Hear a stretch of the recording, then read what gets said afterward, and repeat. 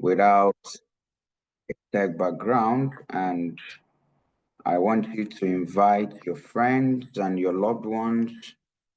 This session is going to be a very, very impactful and informative session, and you mustn't miss this session. Please share the link to your friends, to your loved ones, because some people are about to receive a transformation. Some people are about to get transformed because the kind of information we'll be sharing here tonight is quite valuable, very, very valuable. So please, if you have people that you really care for, people that you really love, I would advise that you share this link with them. We've been doing this for well over 6 years now, and we've seen a lot of results. We have seen people without a tech background transitioning into tech successfully and getting paid jobs in tech. I mean, these are people who maybe the only thing they knew before the program was how to use Microsoft Word and maybe use a browser. But a few months down the line, they are working as data analysts in the field of tech. So what we do here really works. And I'm so happy that you made it to this webinar tonight.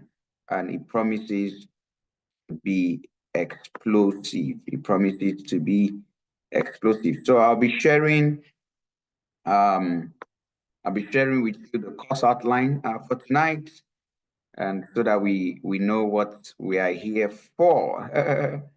So that we know what we are here for. So let's get into the course outline. Okay, so let's get into it. I always like to do this because it shows that I am actually speaking from my heart. So that is very important. How to break into tech as a data analyst in the UK without a prior tech background. How to break into tech as a data analyst in the UK without a prior tech background. So the first thing is, who am I? Who am I? Omiyale Yomi. I'm the founder, digital consultant. Okay, so number two, digital consulting. Who are we? Who are we? All right. Number three, why break into tech? Why data analysis?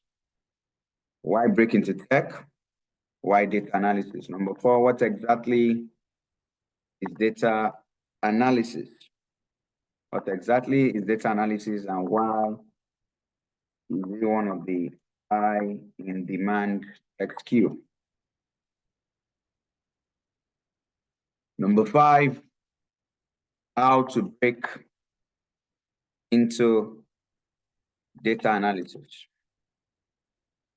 Number six, next steps.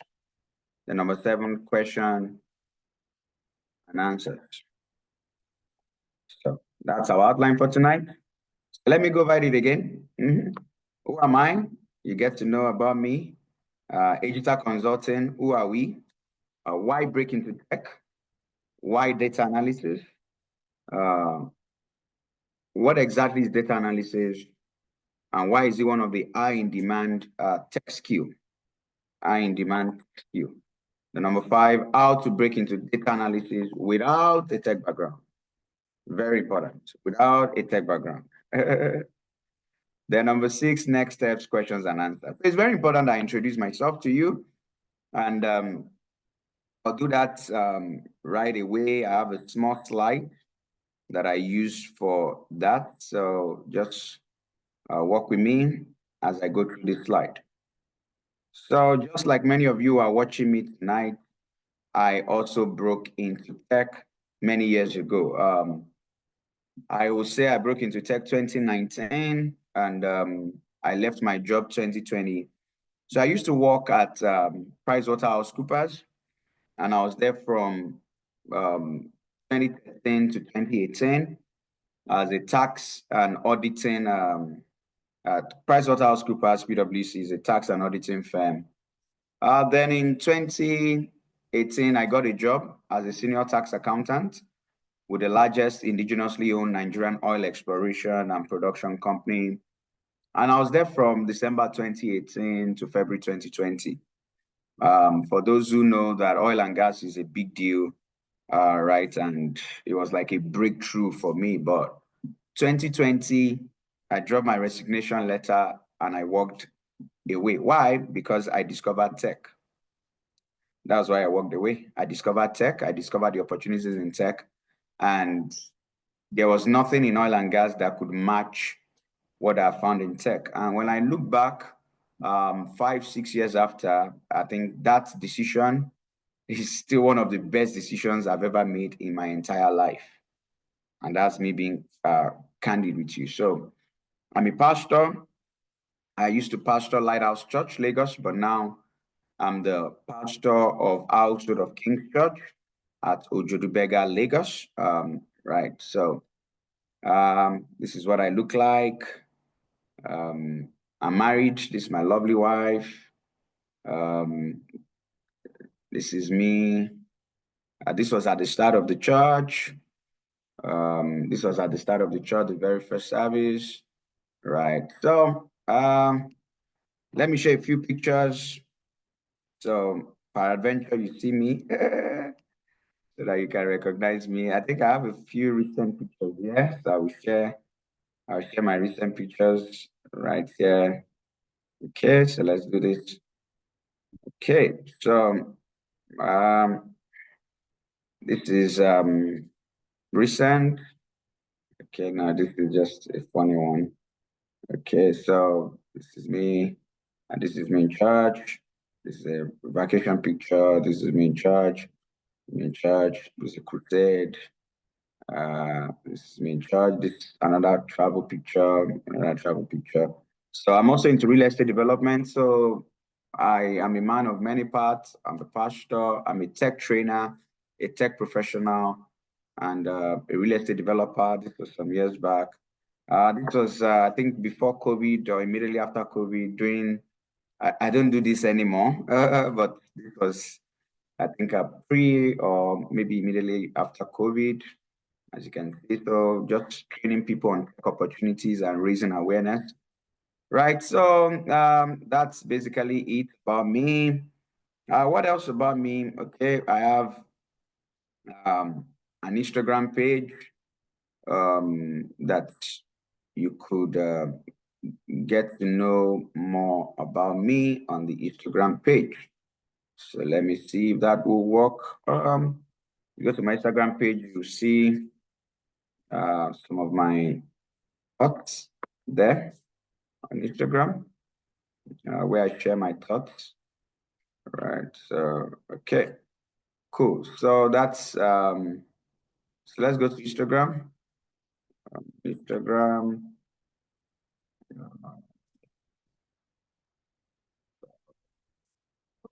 So then trying to get this to work. Pop, pop, pop, pop, pop, pop, pop. Instagram. No time. No time to waste. I have to do this in time. Okay. Instagram is taking some time. Okay, so while we're waiting for that to work out, we don't have too much time on our hands. Instagram is taking forever. It's taking forever. We don't have so much time yet. So I'll just go back to my slide. I can show you the Instagram much later. Just search for me on Instagram. I actually wanted to show you the correct one, but I don't know why Instagram is slow tonight. Okay, so you've seen we're done with that. Who am I? Now the next thing is Digital consulting. What exactly is digital consulting about? Now, the reason why I always have to talk about digital consulting and is because in the course of doing this for 6 years, I've seen situations where people have reached out and they say, oh, Mr. Yami, Pastor Yami, like, we really love what you do. Like, it's so wonderful. We love the presentation you made, and I just feel I need to do this. But I've attended trainings in the past, and they made a lot of promises, a lot of sweet talk, and at the end of the day, at the end of the day, I didn't get anything out of it. So then they asked the question, how am I sure that if I come to Agital, I won't have the same experience? So I always reply by saying, everybody will talk about how good they are. Everybody will talk about the great things they are doing, the awesome things they are doing. But you see, you don't have to listen to what people have to say. Nobody's going to say what they are doing is bad, right? But you can look out for these kind of signals, right? You can look for these kind of signals. Very important. And these are the signals that I want to show you tonight. These are the signals that I will be showing you tonight. So I want you to pay attention because this is very, very important. So just pay attention. So if I want to register for a program, what are the things I'll look out for? So I'll walk you through on that. Yeah, so let's get into it. Let's get into it. What will I take note of if I were to take a training program? Take a training program, what will I do? Right. So first of all, go to Google and type digital consulting reviews. So that's the first thing I will do. So go to Google, digital consulting reviews on Google. So that's the first thing, as you can see. So why? Because reviews are from people who have attended their training. That's what is important. So these are from people who have attended their training. So you click on Google reviews, so you can see people who have attended digital consulting training, right? You can see what they have to say. So this is very important. You can see all their comments. Just type in digital consulting reviews on Google, then you click on the reviews. So you see all the reviews right there. Now, we have a rating of 4.7, which is quite high, and that's based on hundreds of reviews. So that's the first thing, but that's not the only thing. So what's the next thing you would do? The next thing is to go to LinkedIn, because LinkedIn doesn't lie. Because on LinkedIn, you will see real people and you see what they are really up to. So when these people who have passed through their program are talking about this organization, you know that these are real people, right? And you can see where they work, you can see the kind of people they have. So they are not AI, they are not bots, right? So let's go to LinkedIn and see what the consulting students are really up to on LinkedIn, right? So let's do that. Right on LinkedIn, what are our students up to on LinkedIn? Very important, very important. What are our students doing on LinkedIn? So let's go to LinkedIn. So digital consulting on LinkedIn. So we're right here on LinkedIn. So I'll just do digital consulting. I'll just do digital consulting on LinkedIn. All right, digital consulting. And when I'm here, I'll do digital consulting. I'll search, okay, let me try this approach first of all and see. Okay, I think this approach is working. Just search digital consulting on LinkedIn and you can see Toluwani Samuel sharing our experience with digital. You can see Iguet, Dora, you can see Pascal showing his dashboard, talking about the experience he had at digital.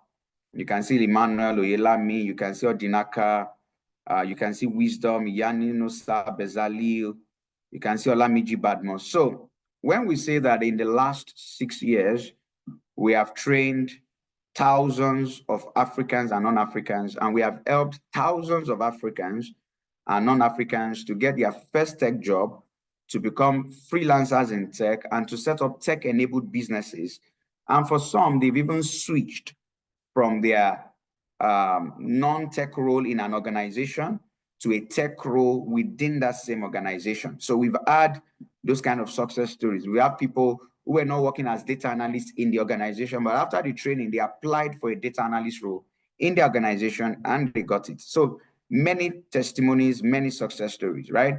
So you can see, so these are real people doing real things. So these are not bots, right? And you can see them talking about their experience with Ejita Consulting, you know, so we could go on and on, but we don't have time. So there's a Biatu Messi Chinanzo showing what she has done, right? And one thing I want you to all realize tonight is that all these people, like 90% of our students, don't have a tech background.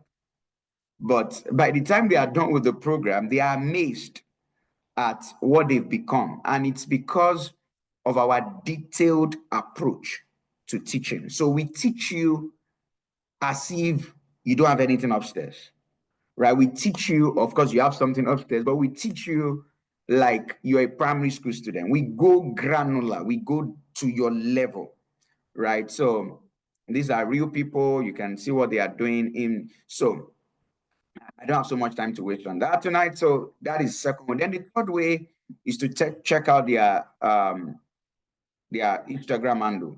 Check them out on Instagram. And at this point, I'll go back to Instagram, right? I'll go back to Instagram.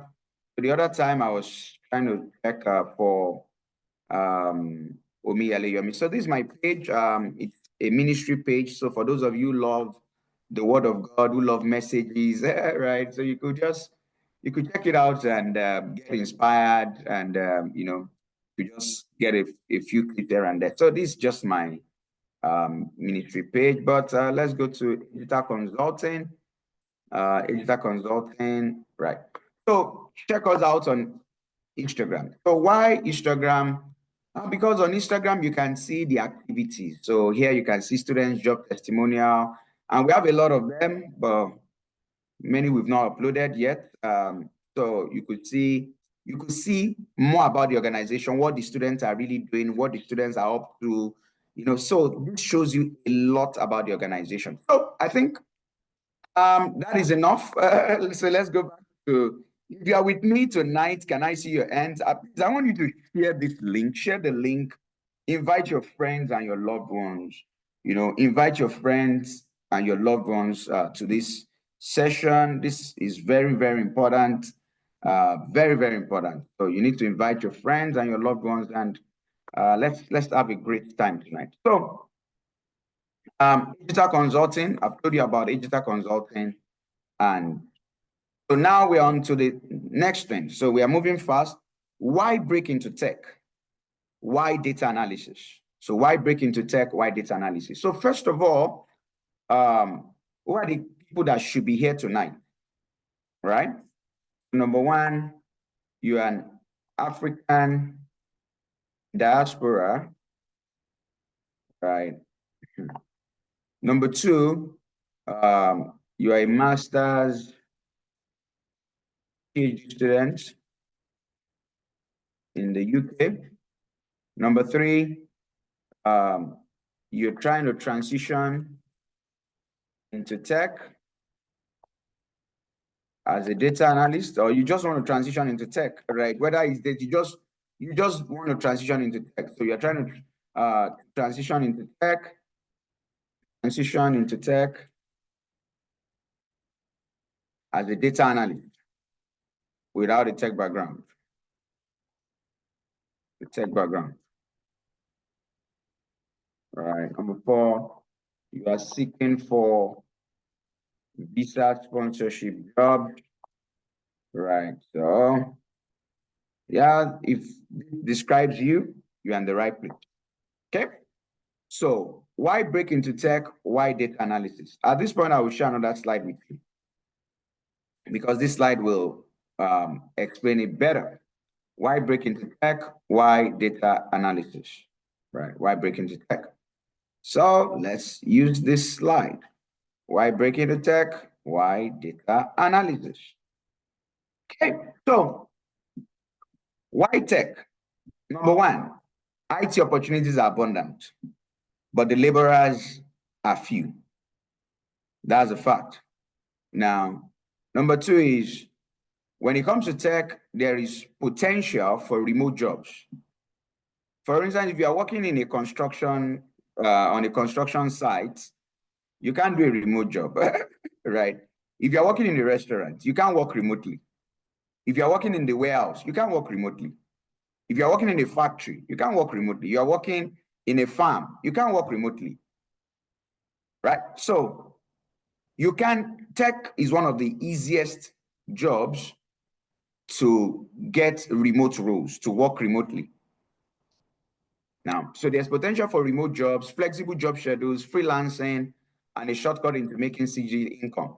Another thing about tech is that there's opportunity for freelancing, a lot of opportunities for freelancing. So because you're in the UK, you can work in the UK, you can work for companies outside of the UK, you can do short-term jobs.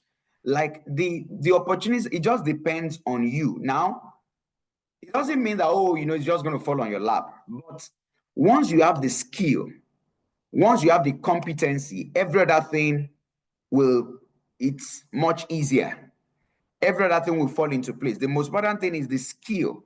Do you have the skill? Do you have requisite skill? That is what is important. So you can work anywhere in tech, anywhere, right? So you can be in the UK and you are working for an Australian company, you are working for a German company, you are working for a North American company. There is no limit to where you can work, no limit.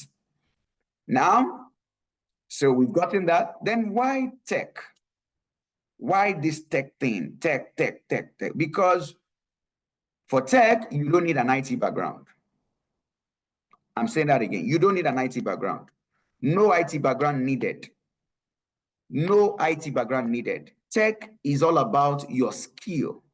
I understand for programs like medicine, engineering, pharmacy, there are programs that people have to go to school, they have to do residency, they have to do fellowship, but tech is different. Tech is about what you can do. Tech is a whole lot different. What can you do? So no IT background needed. It's skill-based. No university degree needed. No university degree needed, no IT background needed, because more than 26% of IT workers don't hold a degree. More than 26% of IT workers don't hold a degree. Almost 49% of IT job postings in 2017 did not list a degree as a minimum requirement. Now, no age constraint. No age constraint, right? You can start at any time. And I always like to talk about Bukky Wright, who started at the age of 44. I think I should even share this with you so that you don't think. Bukky Wright, for those who don't know, is a Nollywood actress. And she has gone back into acting. But, when she wanted to transition into tech, she's currently a senior professional in the US. So Bukky Wright transitioned to tech. Our interview is even all on the internet, right? It's on the internet. So I'll just share this with you. So for those who are saying, oh, I think this tech thing is for all these young people, all these whiz kid, all these computer wizard, all these small boys, you are wrong, right? So former Nollywood actress Bukky Wright transitioned into a tech career at age 44. At age 44, she currently works as a senior IT auditor in the US. So it was at the age of 44 that she took that step to transition into tech. So age is not a limit. Tech is competency-based. It is skill-based. What can you do? Nobody cares how old you are, as long as you can deliver. Nobody cares the color of your skin. Can you get the job done? Can you do it better? Can you do it faster? Can you do it cheaper? Right? Can you do it with a greater level of professionalism? So that is why you need to break into tech.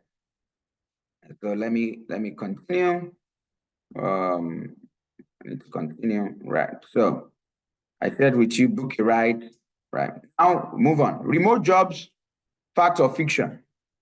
LinkedIn is your friend, and I'm going to explore all that tonight, right? So now, before I proceed to LinkedIn, I want to say this because tonight's class is for Africans in the United Kingdom.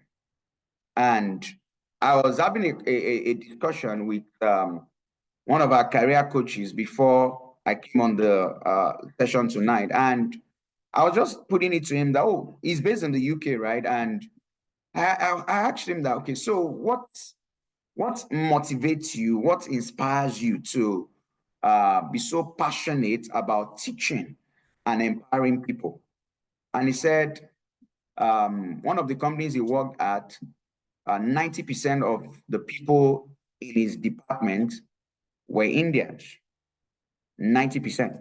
And it got to a time that because 90% of them were Indians, it got to a time that at times in meetings, they just speak their language.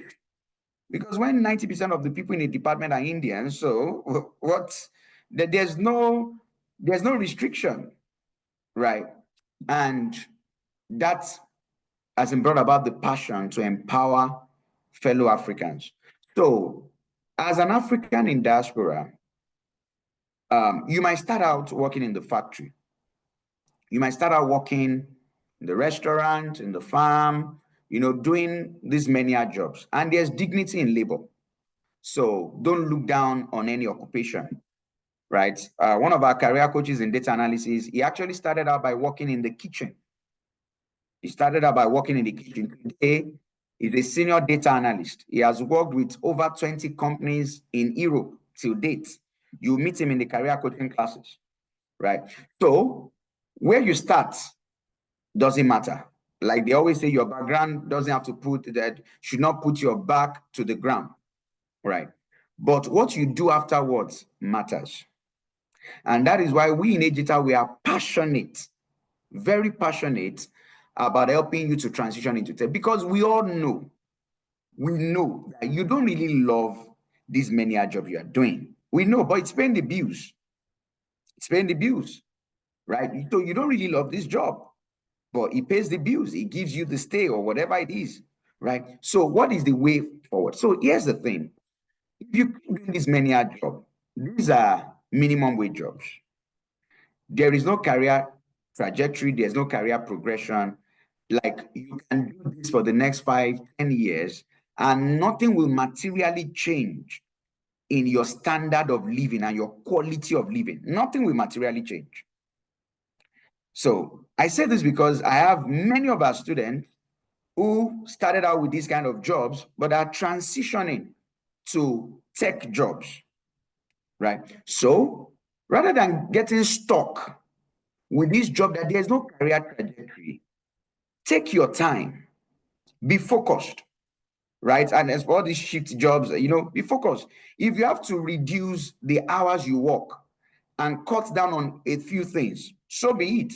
But be focused. You see, you don't need more than 4 months to 6 months, at most 9 to 12 months to break into tech.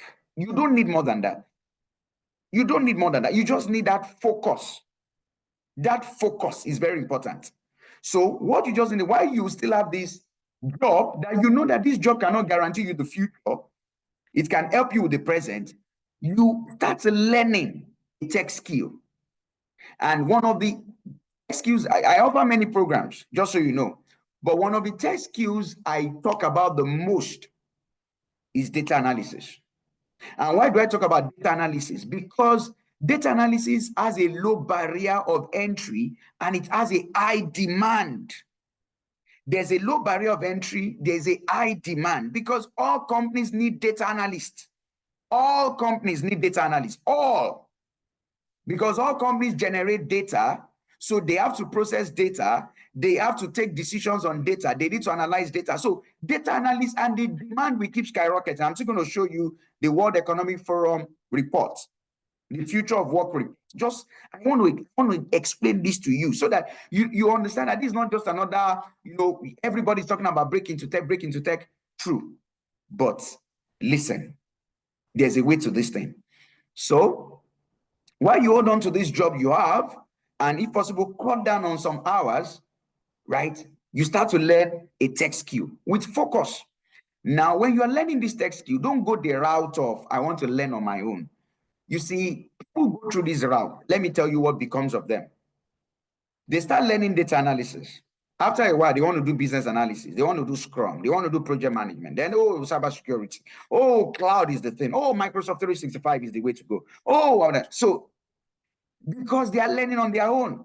And one thing about the YouTube algorithm is that it will just keep bringing suggestions to you, So, if you are really serious, the best way to go about it is through a boot camp. Why? Because a boot camp constricts you. It disciplines you. It forces you to learn across that path. And we have students that even before the training is over, they've gotten a job. That is not always everybody's experience, right? There are some immediately after the training, there are some, 4 months down the line, but give yourself realistically 4 to 6 months. 4 to 6 months, realistically. Focus, 4 to 6 months of focus. Getting your project, getting the knowledge, getting the skill, applying for the jobs, going for the interview. I will still talk about that. So I think I went ahead of myself, right? But I hope you got value from what I just said. If you are getting value from this session tonight, can I see your hands, please? I need to be sure that I'm talking to people who are really determined to break through, who are really determined to break into tech, right? Okay, I think I'm talking to people. I think people are really getting value from this session tonight. So now back to my slide, right? Back to my slide. So now, okay, I think I'm done with this slide. I think I'll just go to my presentation, my outline. I think I'll just go to my outline. My outline will do the job. So now, why tech? Why break into tech? Why data analysis? So we've talked about why break into tech, but why data analysis? Why data analysis exactly? I've given you one reason that data analysis is it has a low barrier to entry. Then there are a lot of data analysis jobs, because all companies need data. But don't just take my word for it. Let me back it up with research from the World Economic Forum. So don't just take my word for it. Let's see what the World Economic Forum has to say about data analysis, right? So what do they have to say about data analysis? Why should we learn data analysis? Why is data analysis one of the easiest tech jobs out there? One of the easiest tech jobs out there. Oh, will data analysis ever get saturated? So let's find out why. Let's find out why. Right, so I need to open this presentation to you so you can see. Okay, so are we good to go? Let's go. Let's go there. Good. So this is a World Economic Forum Future of Jobs Report 2025. The World Economic Forum Future of Jobs 2025. Now, these are the fastest growing jobs. Big data. It's about data. AI machine learning. It's about data. Data warehousing specialists. That's SQL and co. It's about data. Then data analyst and scientist is about data. So so you can see that the World Economic Forum, so let's look at how many jobs did they list as the top fastest growing jobs. 1, 2, 3, 4, 5, 6, 7, 8, 9, 10, 11, 12, 13, 14, 15. So these are the 15 fastest growing jobs. These are the jobs of the future from 2025 to 2030. So the next 5 years, these are the jobs that will increase. This is where the jobs are going to. So out of these 15 jobs, how many have to do with data? 1, 2, 3, 4.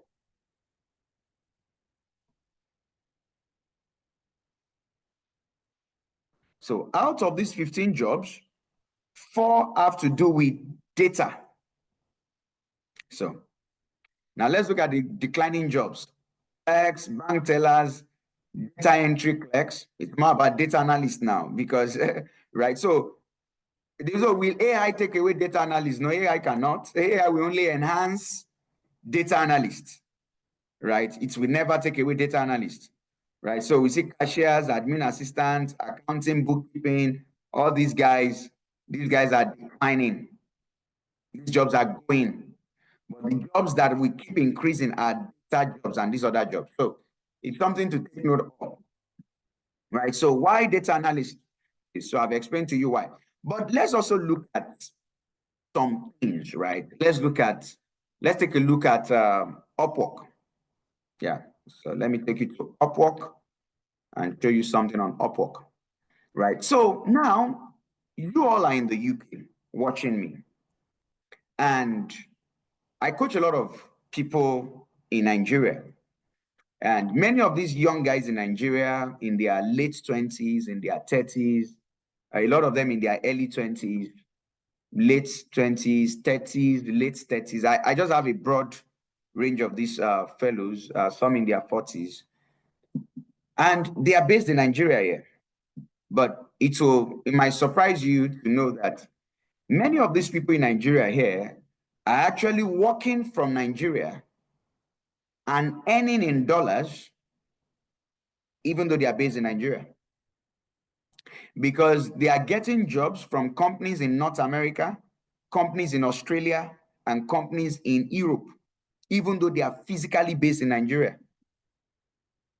Now, for them to even get these jobs, it shows that they are really very, very knowledgeable and very skilled. Because most companies out there, the moment you are not in that region, they feel they are not so comfortable giving you that job. But despite that, these young guys are still getting these jobs. They are in Nigeria, but they are still getting these jobs. So while you might be in the UK and you are doing a kitchen job, you are doing a restaurant job, you are doing a factory job, and nothing wrong with that. Like I said, there's dignity of labor. And you might say, oh, there are no jobs. There are people in Nigeria working remotely for companies in that same UK.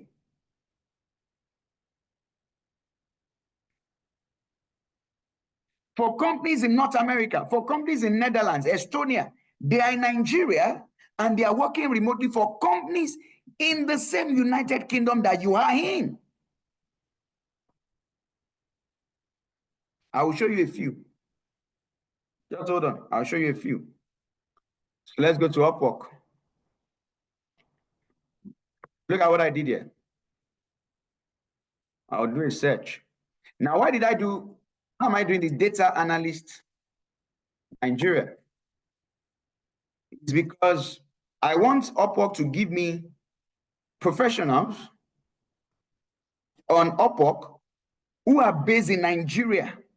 They are living in Nigeria, but they are on this platform. She has done $100. He has done $400. He has done $7,000, $10,000. He has done $20,000. Don't forget these people are in Nigeria. $800, $40,000, $700, $10,000. Not so much money, but when you add the fact that they are even based in Nigeria, this is a freelancing platform. $6,000, $900, $30,000, $100, $20,000, $20,000, $80,000 is in Nigeria. $600, $10,000, $40,000 on this platform. Now, another thing I also need to tell you is that because they are in Nigeria, there are many jobs they will not even see on this platform. There are many jobs they will not see on 5,000. They will not see. There are a lot of jobs that they will not see on this platform because they are in Nigeria. But despite that, they are still breaking that barrier. They are still breaking that barrier. Despite that, they are still breaking that barrier. So very important. $8,000, $1,000, on and on and on. Now, let's go to LinkedIn.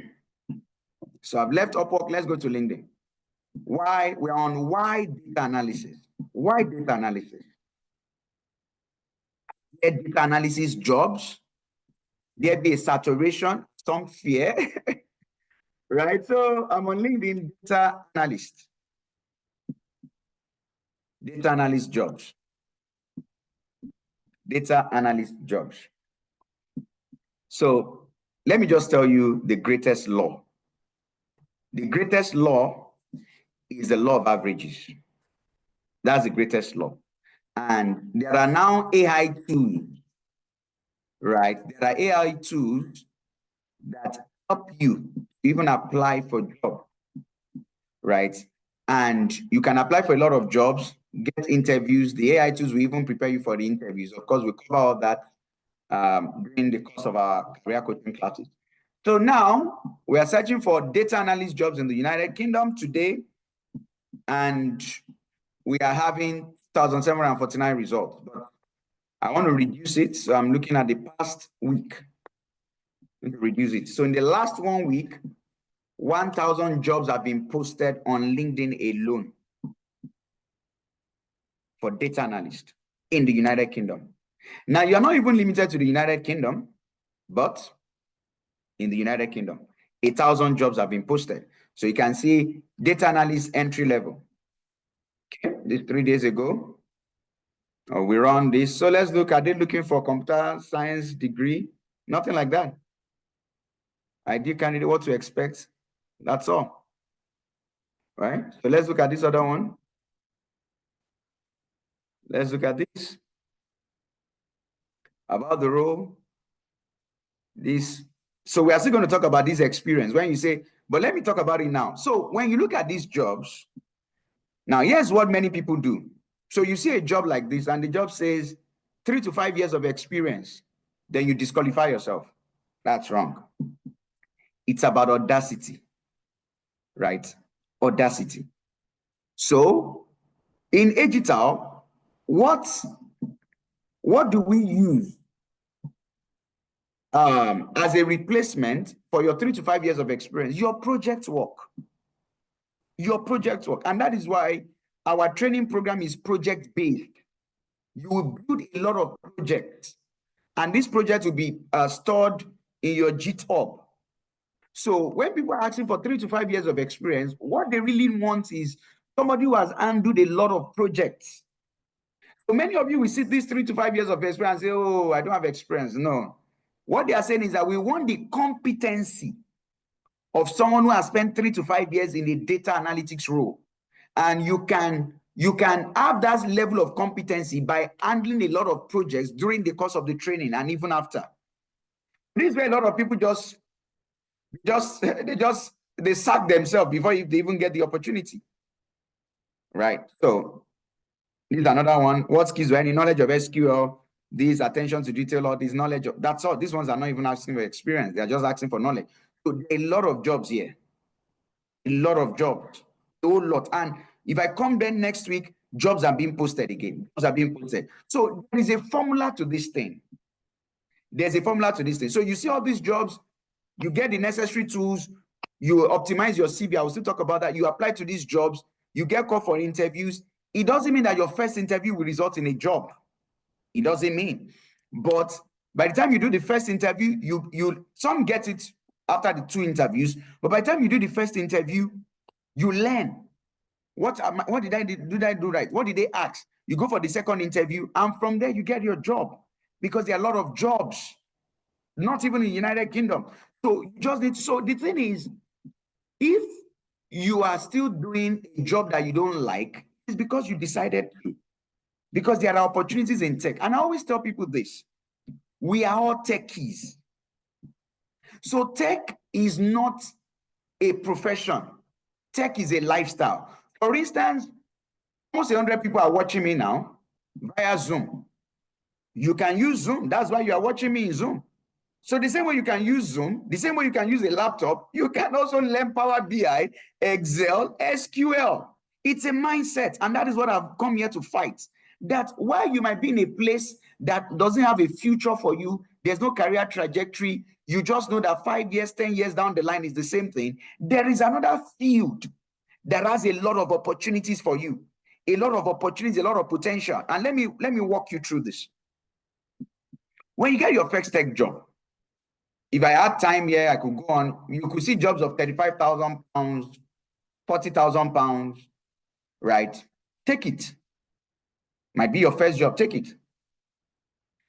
6 months, 1 year down the line, because you've worked in this place, it is easier for you to get another high-paying job.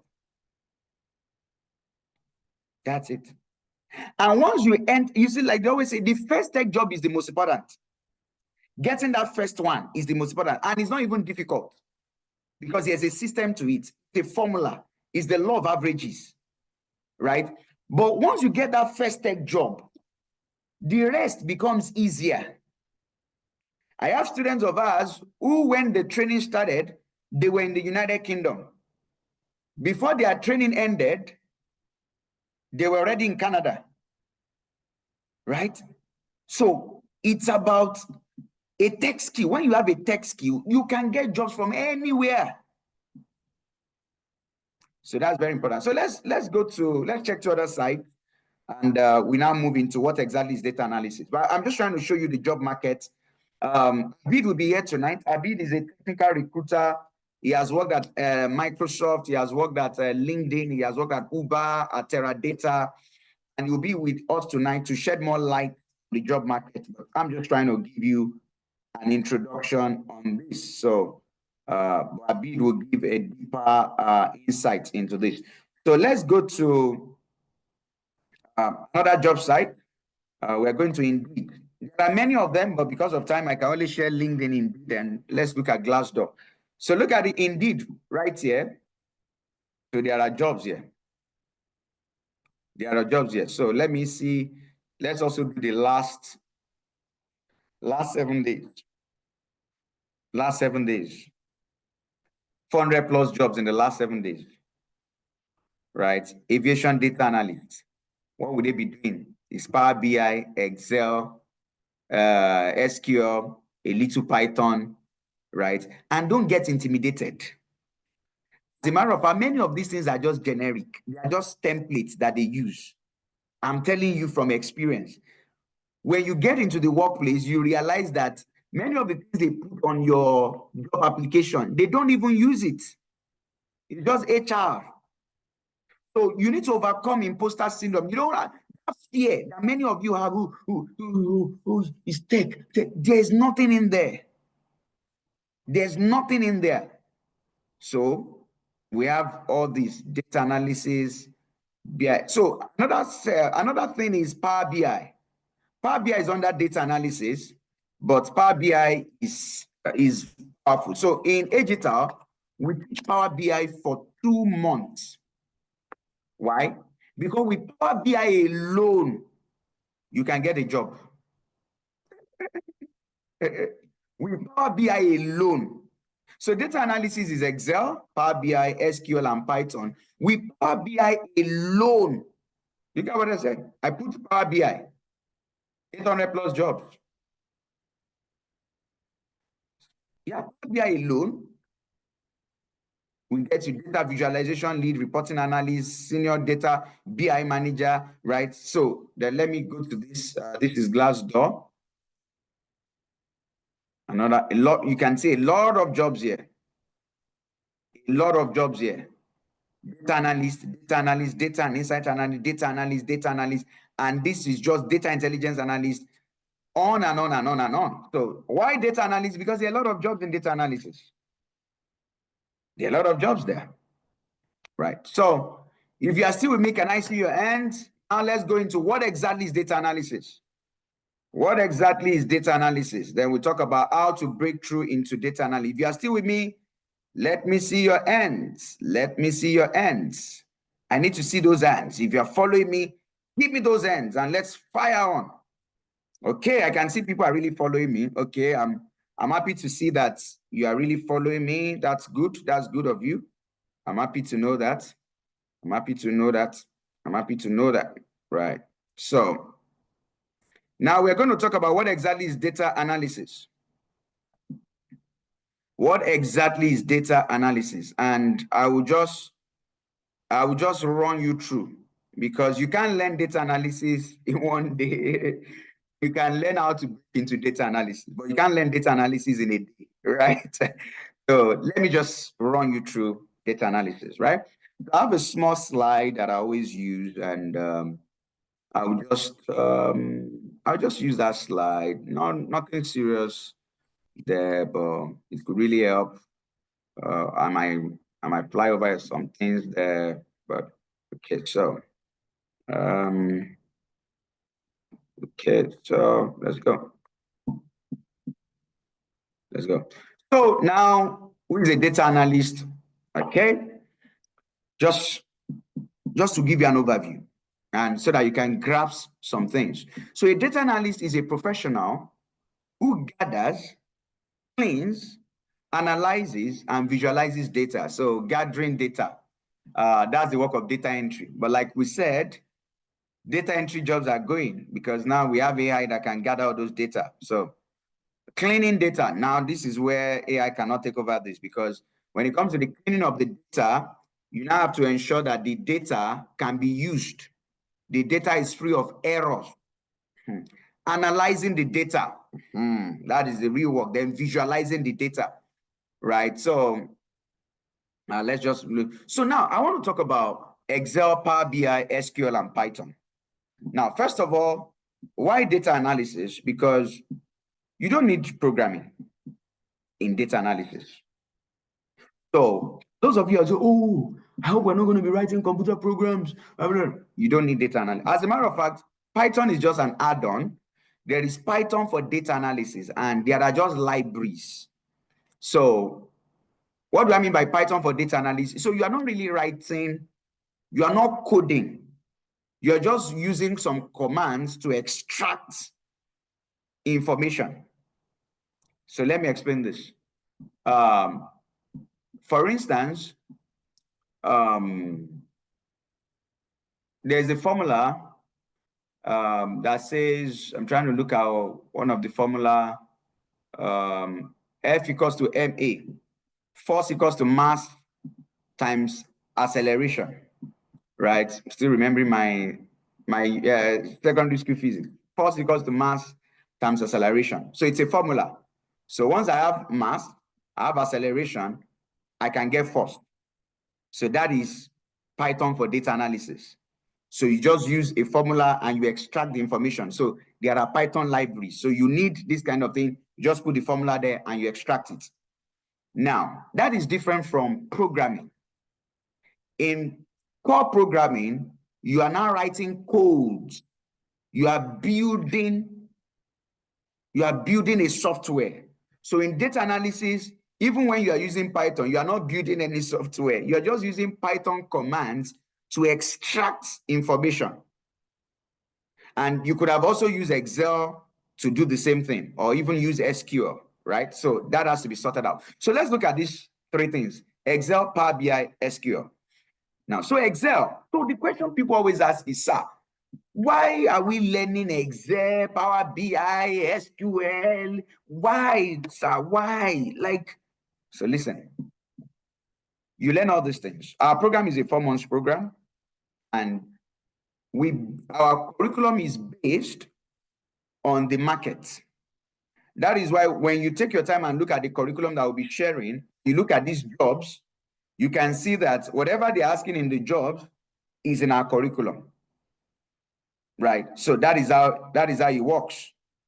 That is how it works for us. So listen, Excel is wonderful.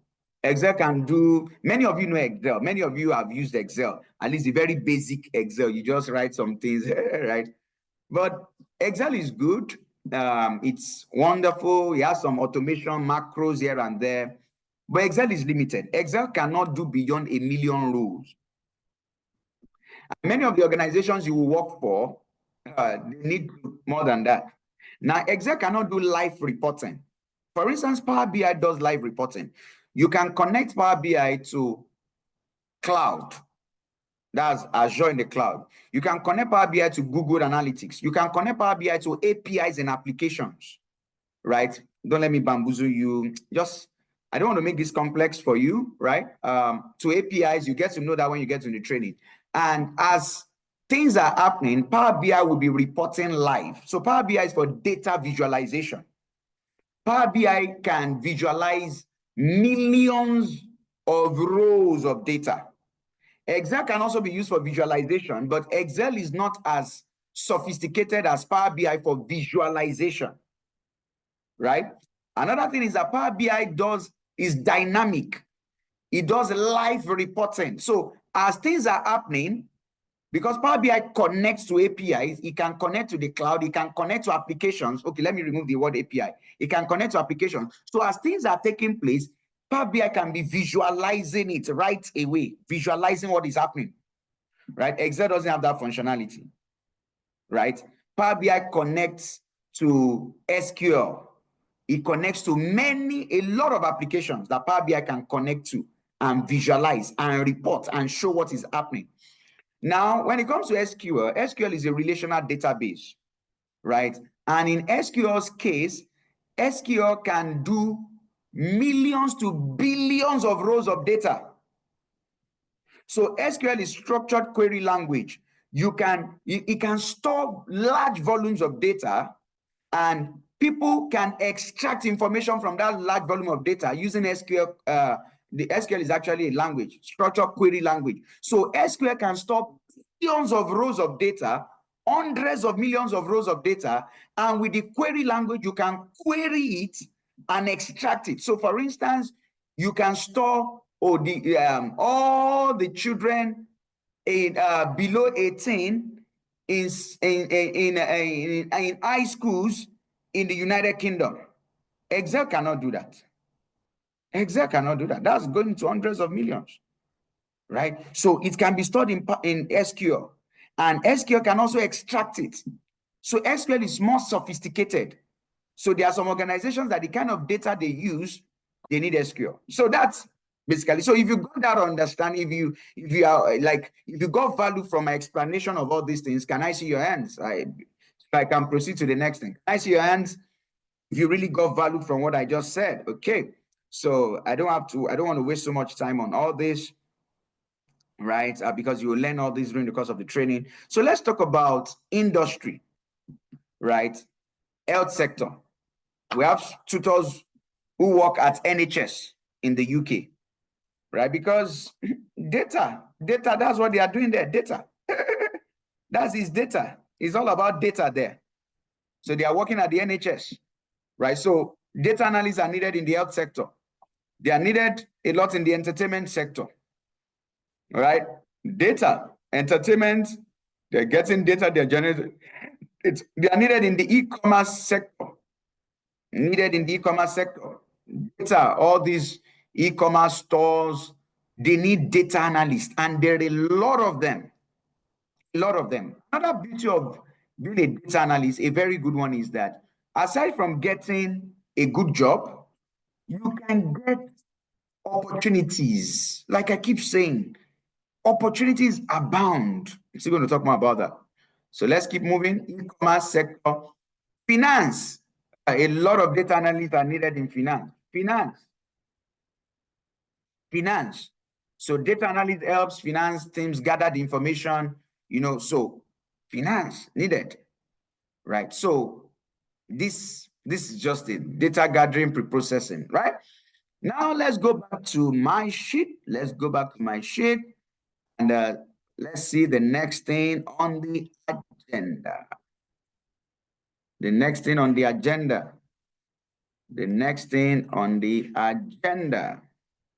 Right.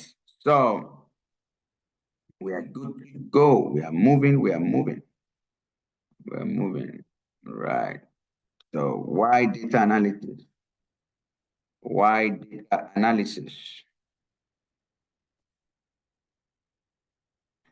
We ready to go?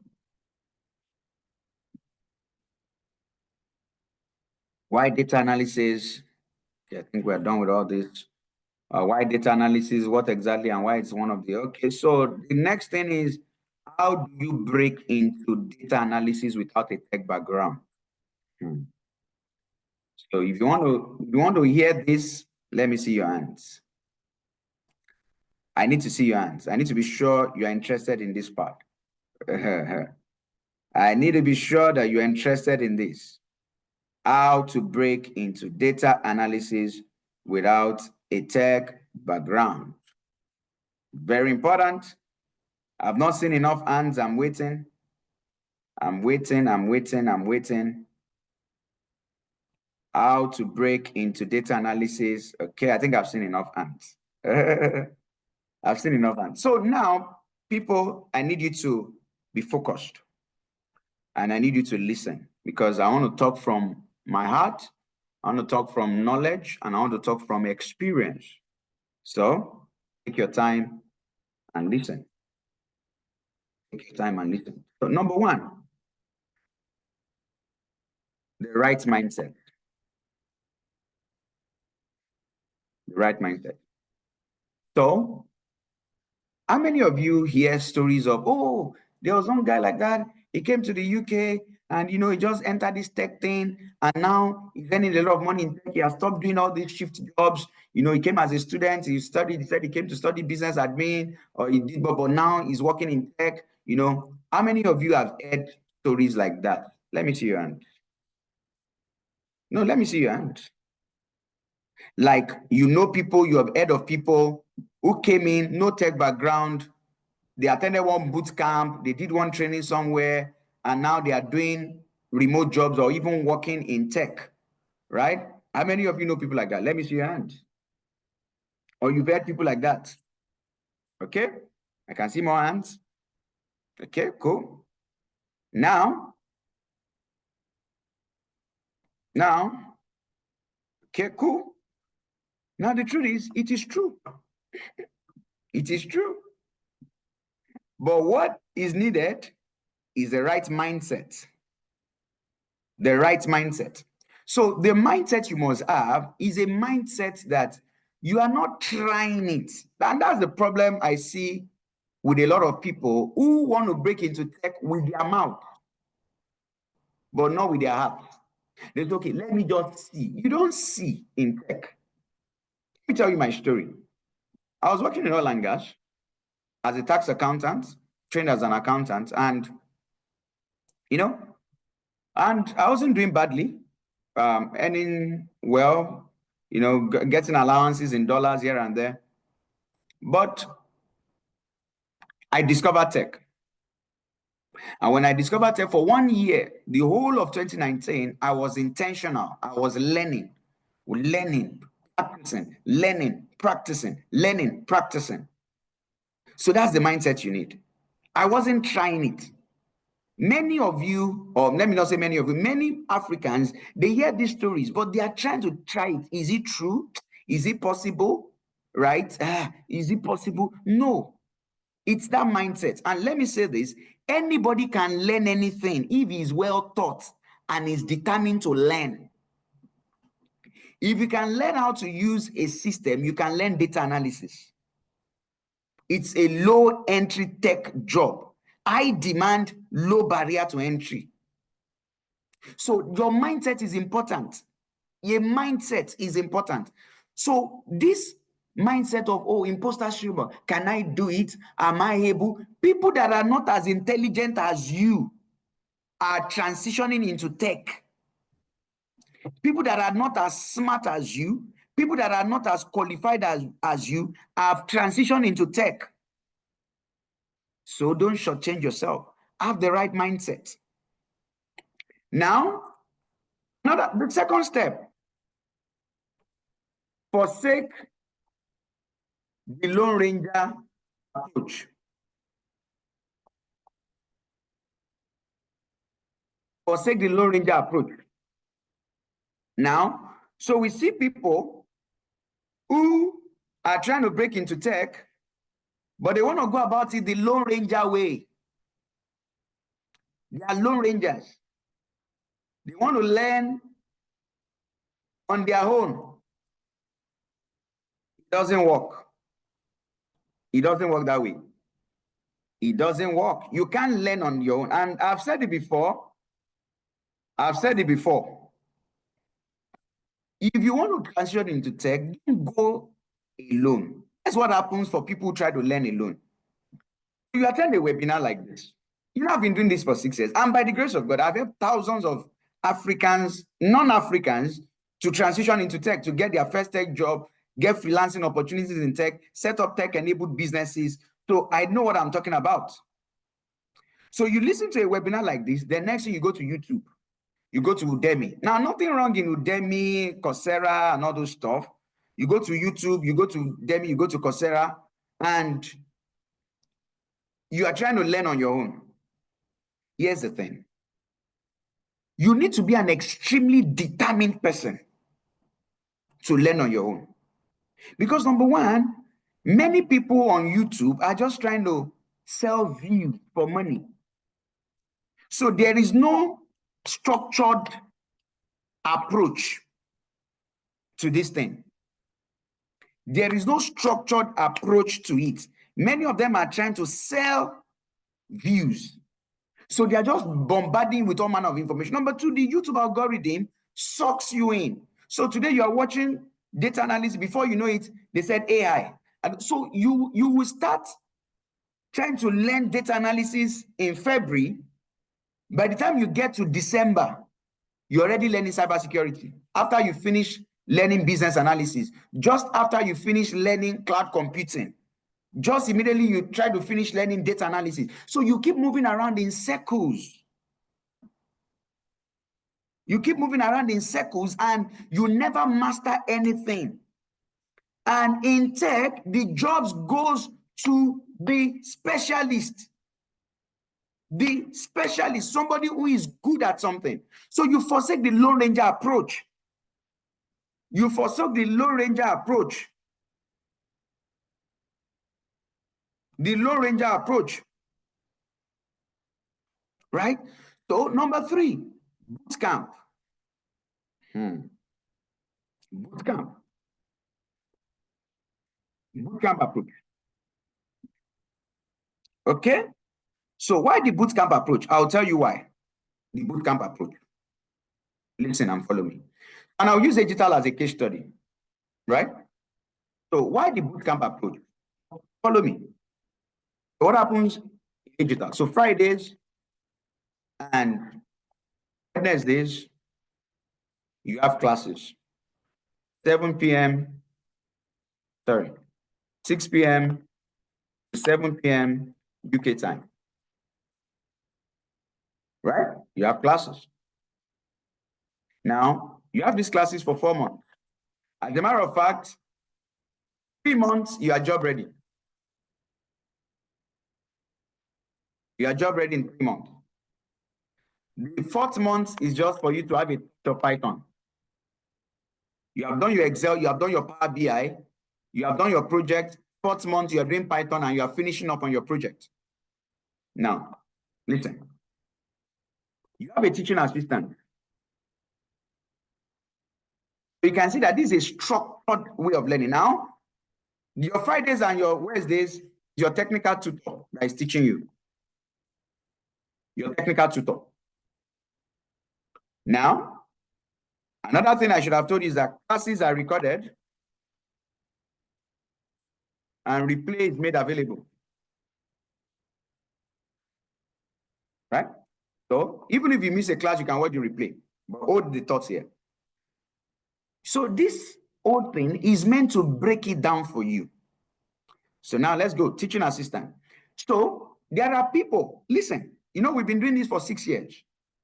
And we currently operate on 3 continents, Africa, North America region, and the Europe region. Tonight's class is for people in the United Kingdom and Europe.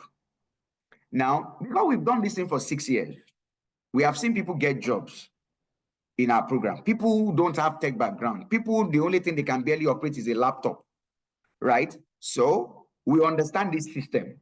So what's our system? Some people attend classes. And some of you watching me, if you have attended a boot camp before, maybe not a data analysis, but you've attended any boot camp before, I see your hand. I need to be sure I'm talking to people who have had this experience. I've attended a boot camp before. Can I see your hands? Any boot camp, even if it's not a data analysis boot camp, anyone. If some people have raised their hands. Okay, very good. Now, there are people in classes. The tutor is teaching. We're going to do it like this. Other students are getting it, but they're not getting it, but they keep quiet. Why? They don't want people to look down on them. They don't want anybody to look down on them.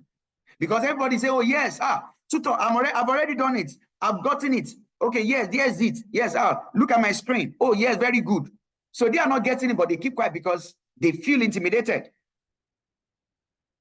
That is why we have this teaching assistant. So our teaching assistant work Mondays, Saturdays. So if there is anything you did not get in the class, you did not get that thing in the class, when you meet the teaching assistant will put you through. So this one is inside in the privacy. Nobody will see you. So while everybody says, some questions I may say, you know, when you are with the teaching assistant, you can, or maybe you missed the class. It might not necessarily mean that you didn't get it in the class. Maybe you missed the class. You're trying to watch the replay video and the thing is not sinking in. Teaching assistant works Mondays to Saturdays. You just reach out. And once you reach out, teaching assistant pick it up from there. Right? Teaching assistant picks it up from there. And that sorts it out. Mondays to Saturdays is always there to help you. Now, it doesn't end there. It doesn't end there. There is career coaching. A career coach. I would have loved your career coach. We are bringing one career coach in, and that's a bid, but the other career coach couldn't make it tonight, but you meet him in the course of the class. Now, he has over 20 years experience in data analysis in the UK. He has worked for government, worked for companies, worked for businesses, worked for organizations outside of the UK, right? You've seen his profile on our page. Abid too is a career coach with us. Abid has over 11 years experience. He has as a technical recruiter. So he has recruited for Microsoft. He has recruited for Amazon, for LinkedIn. He has recruited for Uber, for Teradata, for Lana. So he has recruited for a lot of tech companies. So what happens at these career coaching classes? So question is, this career coaching class, first of all, once in 2 weeks. That's the first thing. It starts from the very first week of your training.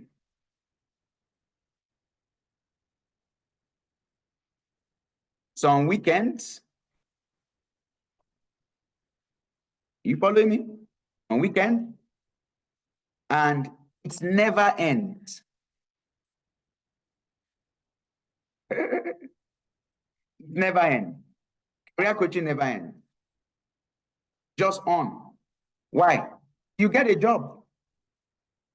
So what happens at this career coaching class? So we are looking at your CV. Getting your CV. Now I showed you Indeed, Glassdoor, because of time, I showed you LinkedIn. There are many other sites. There is Reed, there is Monster, no problem. All these sites need is to chop your CV. They just need to swallow your CV. That's what they are there for. So you are building your CV. LinkedIn. LinkedIn optimization. Right? Very important. Very important. So they are teaching you how to optimize your LinkedIn. There are jobs you will get on LinkedIn. There are many tricks. I can drop a few tonight, right? So LinkedIn optimization, very important. And who best can teach you LinkedIn if not someone who has worked at LinkedIn before, right? So what are you learning here? Career networking. Career networking strategies. Listen, oh, listen. It is not all jobs that are advertised. It is not all jobs that are, some jobs are not advertised. And you see those jobs are not advertised, they have the least level of competition. We've had our students who have gotten many of those kind of jobs. These jobs were not advertised. We got it through our network. We brought it to our students applied, and some of them got the jobs. So the jobs that are not advertised, they are the easiest to get because they have the least competition. Why? Because people are just looking for qualified people, and they just check. So there are career networking strategies. It's not all jobs that are on LinkedIn, Indeed, Read, and all those stuff. Yeah, a lot of jobs are there. Last year, I think I got a report, maybe in a month, there was a monthly report that on LinkedIn, 700,000 people got jobs on LinkedIn in a month. I read that report recently, right? So to show you how powerful LinkedIn is. Now, career networking strategies, interview prep. So how you prep for interviews? There's a way you prep for interviews. Building your portfolio of projects. Interview prep and review. So let me explain this interview prep and review. So at some of our classes, we are saying, oh, apply for job, apply. So people apply. Then they get called for interview. Then they go for the interview. Then they are told, oh, sorry, you couldn't get the job and everything. Then they come to the career coaching sessions. And when they come to the career coaching sessions, they talk to the career coach, and the career coach tells them why they were not given the job, what mistake they made, right? So, for instance, we had one of our cohorts, and this is actually a very good test. We had one of our cohorts, and that cohort, they were going for interviews, but they were not getting the jobs, right? So we told the career coach to have intensive sessions with them on interviews, because they were getting interviews. And when we checked this week, one of them had gotten a job, right? So this is how this thing works. But you need to be in a community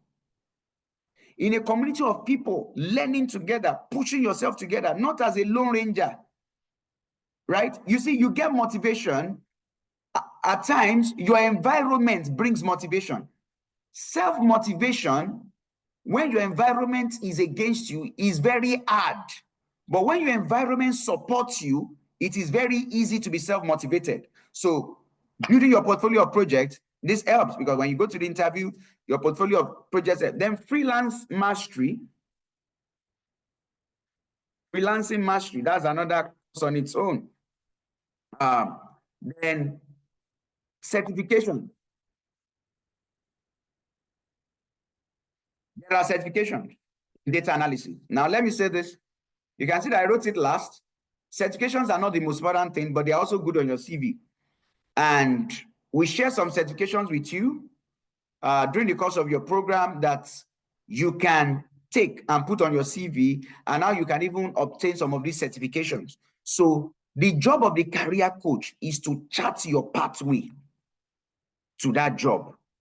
Chart you to that job, navigating that terrain. So you are like this person but the career coach has walked that path and is taking you. So career coaching never ends. It never ends, right? Now, and of course, another thing is that we also do community, let's just say community support. So what this means, at times there are opportunities that we get. There are job opportunities we get. Now, don't get me wrong, we don't give you job like this, but we coach you till you get the jobs. And at times when we have job opportunities that are shared with us, we share it with our students so that they can apply and they can go for the interview. So we're always looking for, aside from the fact that we teach them to apply for jobs, to go for interviews, there are opportunities we get in our network that we also share with them. So this is how the bootcamp goes, right? These are the bootcamp. Now, many of you watching me, you might be like, wow, this bootcamp is going to be very expensive. Not necessarily. Not necessarily. It's quite cheap for the value. Why? Because for us, it's more about passion, right? And as long as we can cover our cost, we are good to go. The value of this bootcamp. Now, one thing I need to say is our bootcamp is 250 British pounds, right, for one-time payment. And every time I have to say this, right, I always feel somehow that people will think that because we've made it cheap, it means that it is not quality. The reverse is the case. It is cheap, but it is quality. And everything that you have seen here is what we do. Everything here is what we do. You have the career coaching, you have the teaching assistant, you have the technical tutor, right? We give you all these things. So there are times students need work reference. I forgot to mention they need work reference. So we give them work reference. So everything you need, we provide to ensure it is 250 British pounds one-time payment. For those who are Nigerians and who prefer to pay in Naira, it's just 500K in Naira, right? Now, if you are doing instrumental payments, that means you are doing 200, sorry, 175 GP, 175 GP, right? So that means now the training is starting next week, Friday, right?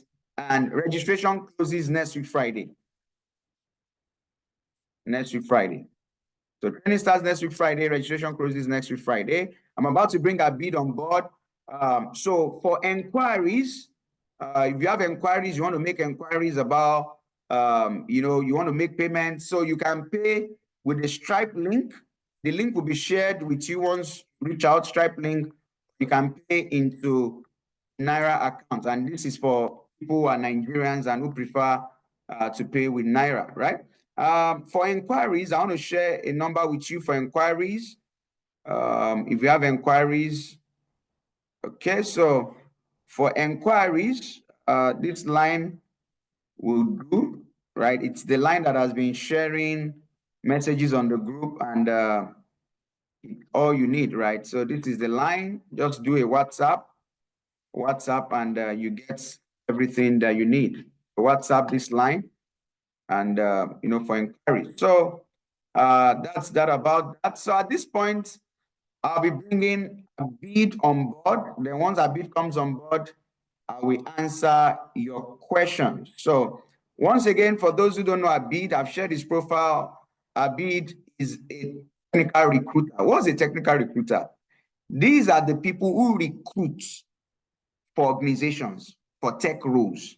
So if you're a data analyst and you want to get a data analyst job with the organization, data analyst is a tech job, Abid is the guy that will interview you. He's the one that will read through your LinkedIn profile and reach out to you.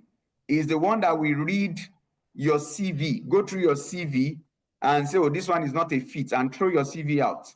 He's the one that will sit at your interview and say, oh, this guy is not ready yet. So that is why we brought Abid on board. So Abid is a career coach at Egita Consulting, and he has classes with our students once in 2 weeks.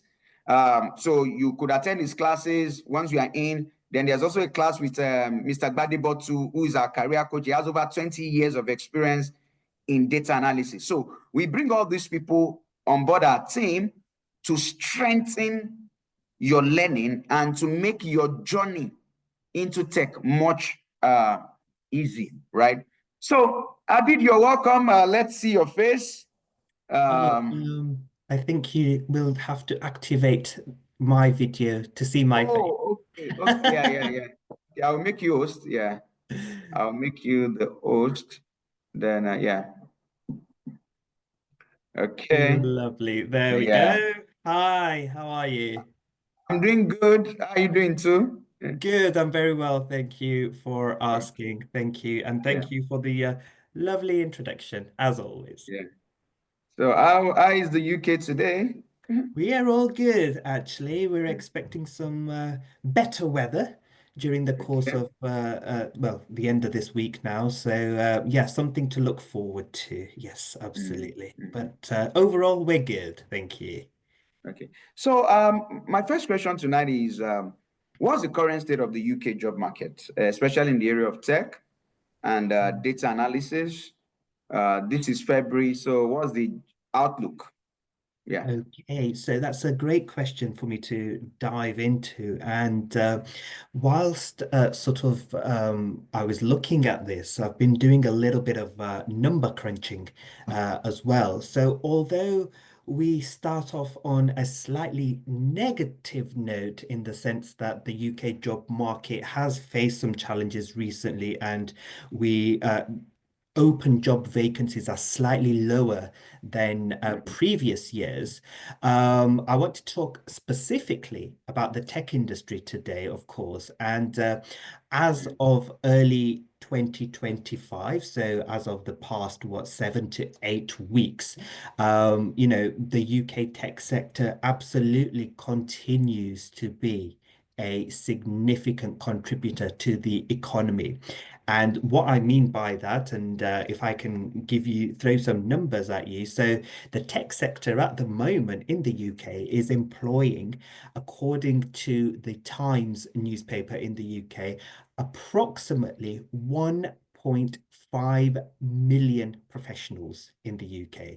And it's generating approximately 343 billion pounds annually. So there's Mm. obviously huge, huge figures there. Can you But say that again? despite 1.5 million jobs 1.5 are million, in tech yes, in the UK. approximately 1.5 million professionals are 5 in million. UK tech sector at the moment, generating 343 billion pounds annually.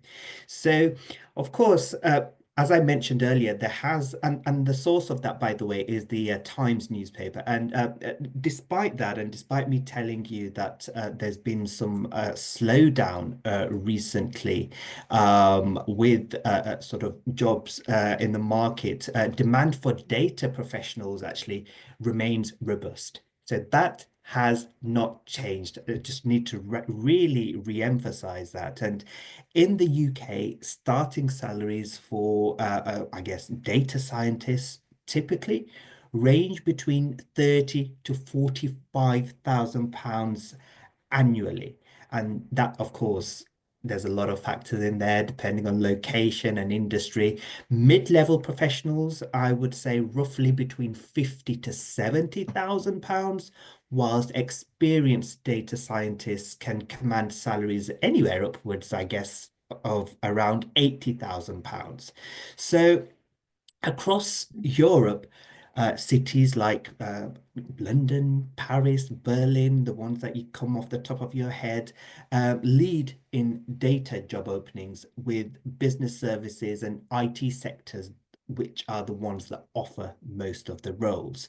And the sort of this trend, it sort of underscores the widespread recognition of data analysts as it's a critical function across various industries. And I know we've spoken in the past as well about just some of the main industries where, data analysts are, being eaten up because there's such a shortage. And, NHS, for example, financial services, government, people are crying out for analysts.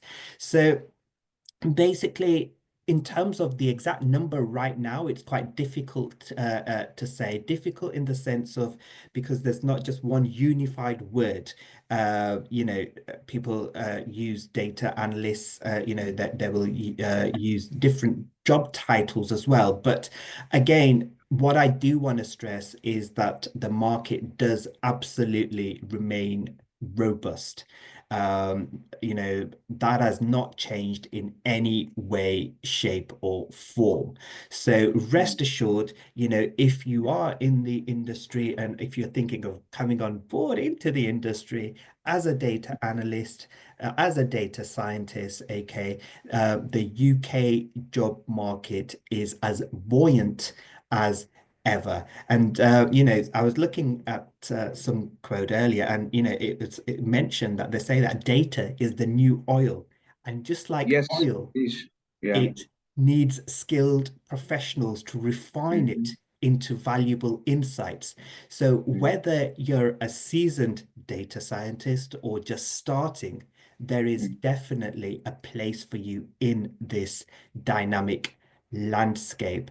So Mhm. absolutely, the situation in the UK replicates the situation in Europe and in in the Americas, North America, South America, and so on and so forth. So I guess Mhm. the key takeaway from my answer to your question is that the industry is as buoyant and as robust as ever, despite industries around it moving somewhat. Interesting.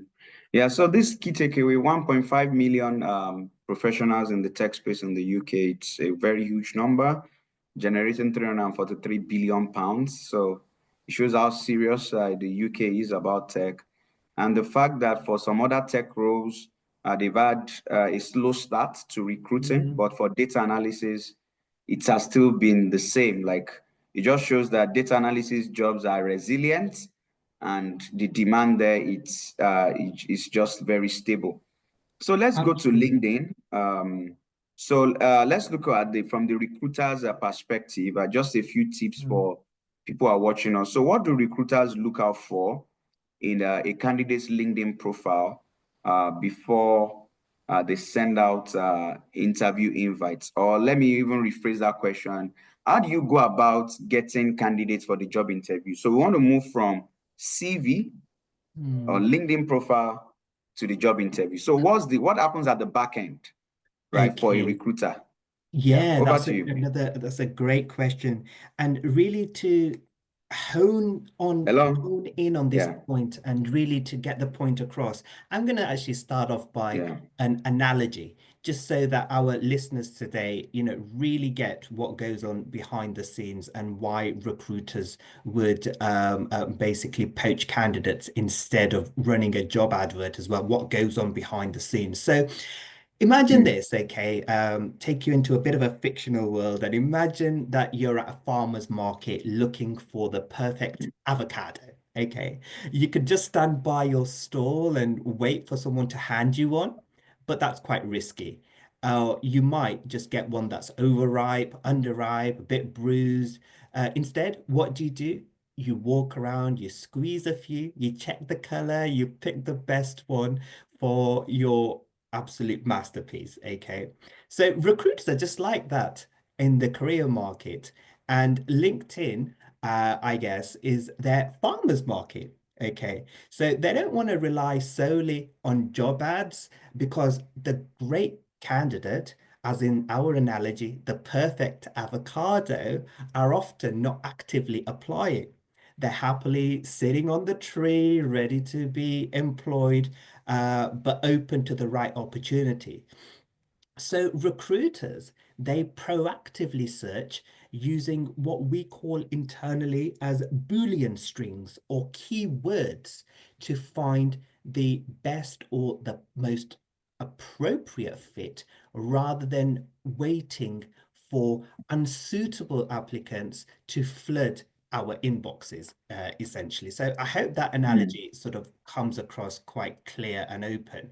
Yeah, So it's quite clear. Yeah. perfect. So, what do we look for in a LinkedIn profile specifically? So, how do we find that best avocado, if you like? Okay, so first things first, okay, couple of things that we will definitely look out for is a clear and concise headline. So, not just looking for opportunities, but perhaps something like data analyst turning complex data into actionable insights. Now, if I saw one that said looking for an opportunity and the other one that said data analyst turning complex data into an actionable insight, which one do you think I would go for?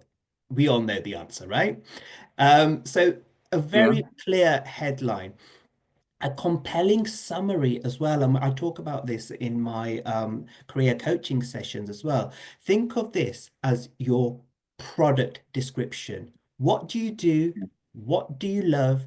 And what do you bring to the table? This is all about you. What do you do? What do you love? And what do you bring to the table? What can you do for me as a recruiter? What gap can you fill for me? And then the one of the most important parts of your LinkedIn profile for me to poach you or to engage with you actively is your experience section, but by using keywords as well.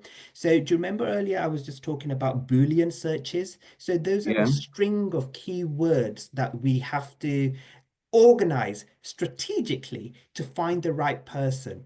Now, of Yeah. course, the more keywords you have in your profile, the higher the chance of you coming up to the top of our pile. So we will scan, for things like Excel, SQL, Python, mm, Tableau, mm.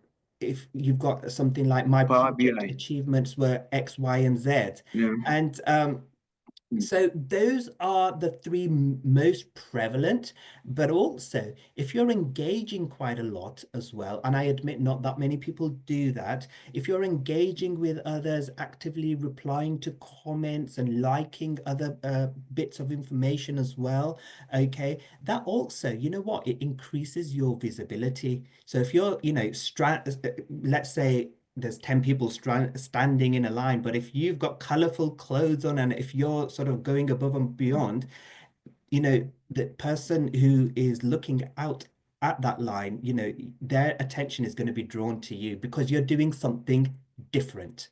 Okay. mm, So engagement also is something that mm, that does catch our eye. mm. Interesting. So let's move to phase three. So you have seen that, okay, you want this candidate because you've used the Boolean search, you've identified the keywords. And I know you take classes on this at Agital, at the career coaching classes where you actually break LinkedIn down for our students. So let's say, okay, now they've gotten the interview, which is what everybody prays for, getting the interview. So why do you think candidates fail interviews? So let's look at it from that angle. So a candidate has gotten an interview for a data analysis job, Mm. and he goes for the interview and he doesn't get the job. So the recruiter that saw that he was a good fit, they interviewed him and they say, oh, he didn't, it's not the best for them. Then when candidates fail an interview, what Mm. should be their next steps? Okay, great Right. So question. So yeah, why would a candidate fail an interview? Um, yeah. and the key thing that comes to mind, and the number of hiring manager conversations that I've had with Yeah. hiring managers when we've come to discuss candidate interviews and the reasons. And you know what? I think you probably know what I'm going to say. And Mm, 95% of the time, the hiring manager will turn around and say, you know what, he was such a good candidate, or she was such a good candidate, but they just mm, did not prepare enough. So, you know, preparation absolutely is the key. Now, one of the things that I always say to my candidates, particularly, let's just say that I've called you and we've had a chat about a data analyst role, and then I'm going to forward your CV to the hiring manager, and I'm going to actually recommend that the hiring manager speaks to you. One of the things that I always say to my recruiters to prepare them is make sure that you have your facts and figures to hand. Okay. There's nothing worse than going into an interview, not knowing what you're capable of and what your facts and figures are. Of course, research the company as well. And my advice always is to have at least 5 to 6 bullet points of your strongest examples, mm, or your strongest highlights from your career that you can present to the hiring manager in the form of the STAR technique. So situation, task, action, response, and even add an L at the end, which stands for learning. What did you learn from that actual situation that you were thrown into?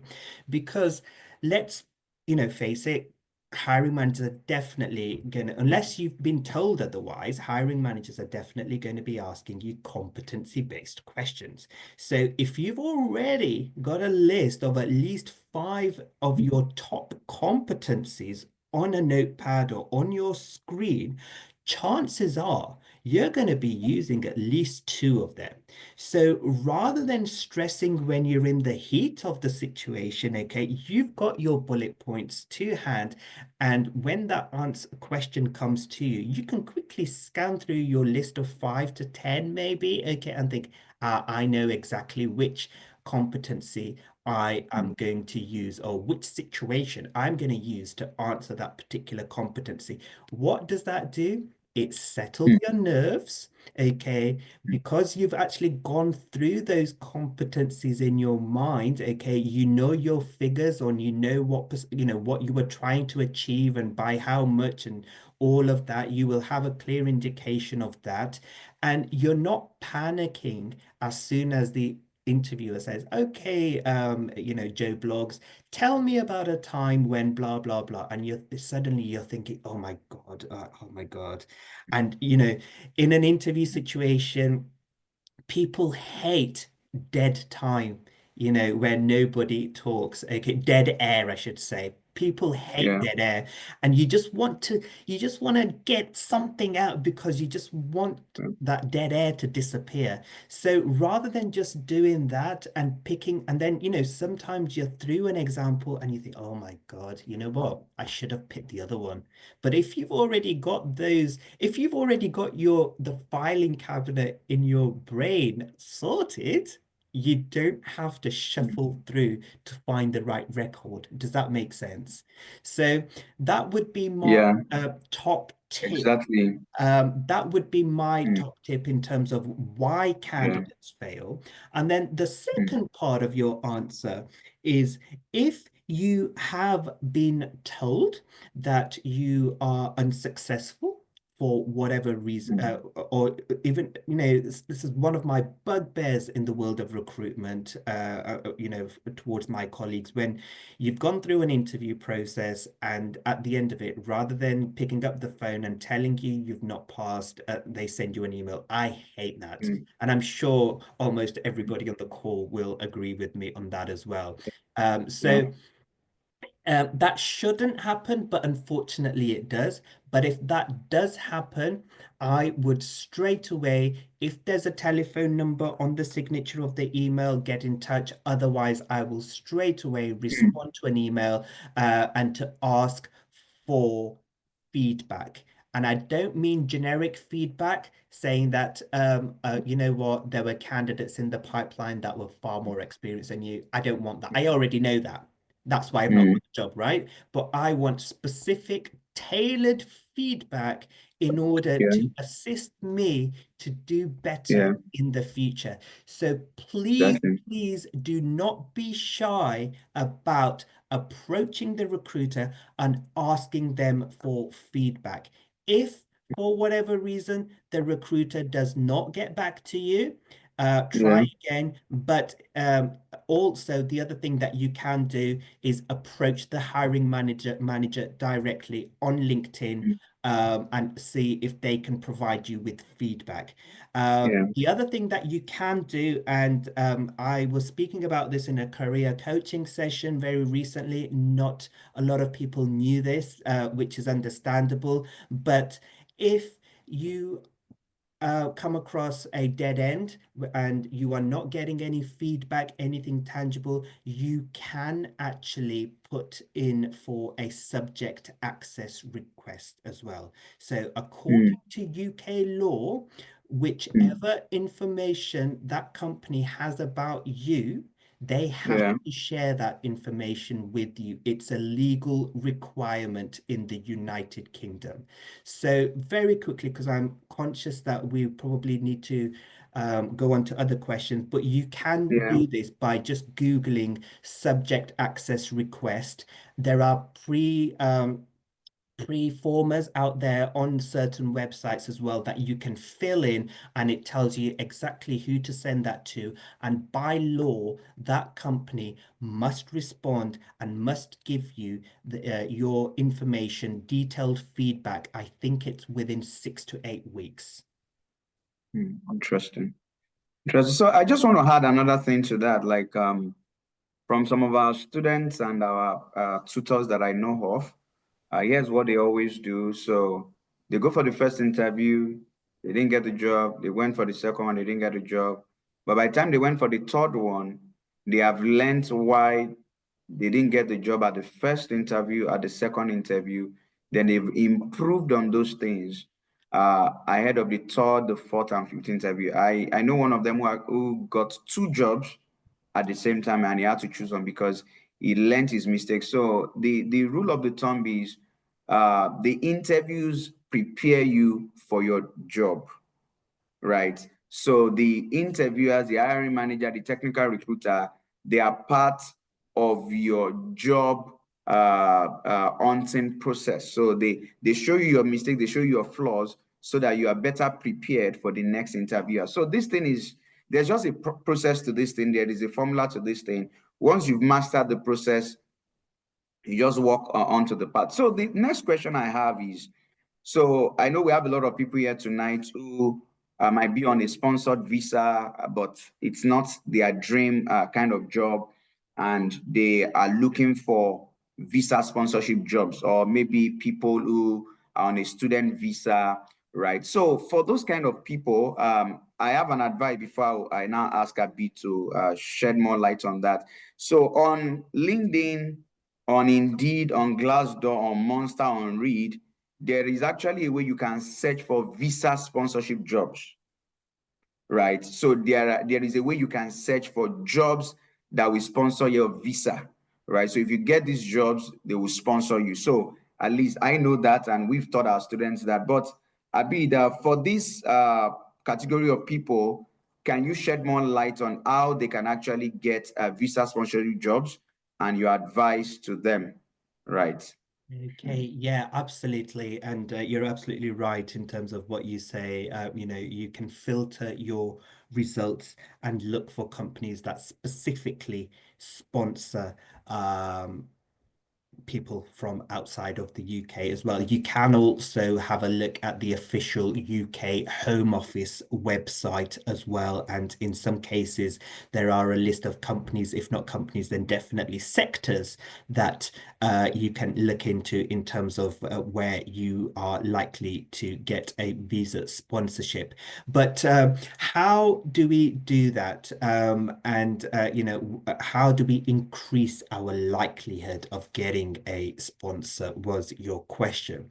And again, my answer, similar to one of my previous answers, is you need to stand out from the crowd. Okay. So to get sponsorship, okay, think about it from a company's point of view. So if I'm working at LinkedIn, say for example, or let's say Microsoft, if I'm working at Microsoft, okay, I need to be pretty damn sure that if my company, or if I'm going to be sponsoring you, okay, that you are worth the investment.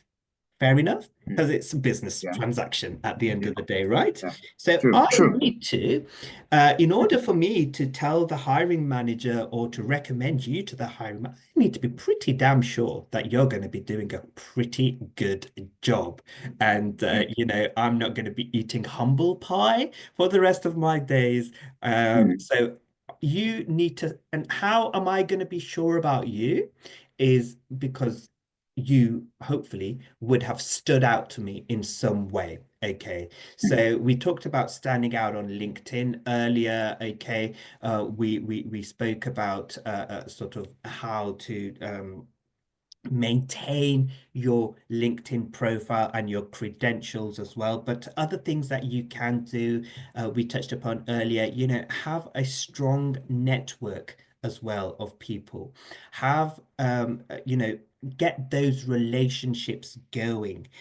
And if there is a job in a particular company and you know somebody from that particular company, okay, reach out to that person because the strongest opportunity that you will get in terms of getting a job is if someone recommends you.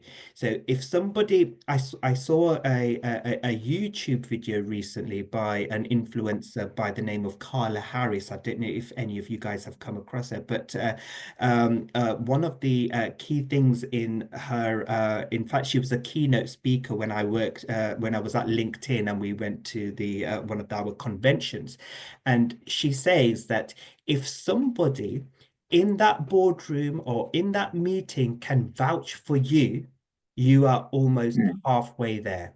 So how is somebody going to vouch for you? Of course, put that into reverse. is by having that relationship. And you're going to have to create that relationship. And if somebody at that top table can vouch for you and say your name, okay, you are much more likely to stand mm, out from the crowd. So use your connections, build your connections, use your mm, connections wisely, as network with intent, I would say.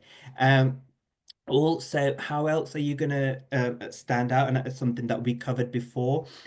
Be ready to mm, absolutely shine and sparkle in your mm. interview.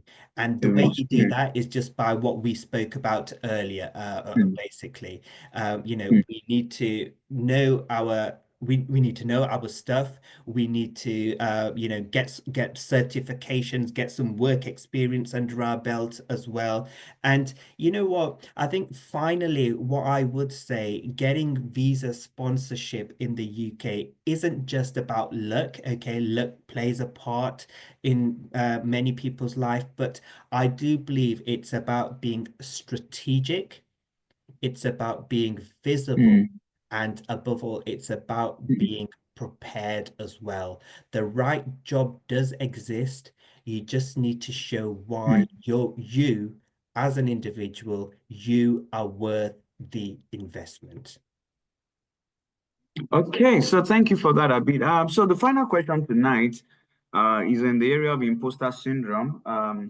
So I've shared with the students that when they see jobs asking for 3 to 5 years experience, it doesn't mean they need to have 3 to 5 years of experience in data analysis before they can get that kind of job. And I spoke about how projects that they've done and certifications can serve as a suitable substitute for lack of work experience. So, from a recruiter perspective, what can you really say about that? So, a newbie who attended Mm. an digital boot camp has done 4 months and he has done a lot of projects. He has the skill. He can do Excel, Power BI, Python. He has done a lot of assignments, projects. So he's sound. Then he sees Mm. a job that is asking for 3 to 5 years work experience, right? And he has also gotten a lot of certifications under his belt. So what should be his approach to those kind of jobs? Okay, okay. Yeah. That's a great question as well. And I'm just going to give you another anecdote or another analogy as well, just to sort of make sure everybody's on the right page here as well. So imagine another scenario in terms of if you're hiring for a new chef, let's say, in a restaurant, okay? I think everybody can relate to restaurants, everyone can relate to chefs, okay? So we have two candidates. So one comes in and says, I've never worked in a professional kitchen, but you know what? I love cooking. So that's one candidate. Mm, And the next candidate, the second candidate says, you know what? Here's a cookbook of dishes I've mastered, complete with photos, ingredients, and mm, techniques that I've learned. mm, So who would mm. you trust to cook your dinner for that evening? The second guy that came with what he has done, even though he hasn't Absolutely. worked and seen before. Absolutely. And that is exactly how Mm, portfolios and certifications bridge the mm. experience gap for Yes, gap. aspiring data analysts and testers. Your portfolio, I guess, that is your cookbook. Okay. It shows, not just tells what you can do, it shows what you can do What you as well. can do. Okay. So projects, they actually demonstrate real world skills. Okay. So Mm, a dashboard, like for example, built in mm, Tableau, an Excel yeah. sales report, or a Mm, SQL data cleaning project proves mm, that you can actually apply that knowledge that you've learned to solve problems, even if you mm. haven't done it for an actual company. And Company. absolutely, certifications, for Yeah. example, they validate your expertise as well. They're Mm, like, if we go back to the restaurant, they're like the Michelin stars, okay? That evidence yeah. that you've trained, okay? You've practiced and you've mastered the tools of the trade. So, absolutely. Mm, Going back to your question, that portfolio of projects and certifications, they are absolutely mm, invaluable. And if you ever have that moment of a blip, just think about this restaurant and just think about this chef scenario and just think if you were in my shoes as a recruiter, who are you likely to take forward to the next stage of the process, bearing in mind that I'm going to be having hundreds of CVs and applications. So out of these two, who am I likely to take forward? The person with the portfolio, of course. There you go. Yeah. Yeah. So, because of our time, I still want to ask this final question, but before then, I just want to run this participants through. So, like I said, our training, you have classes Friday.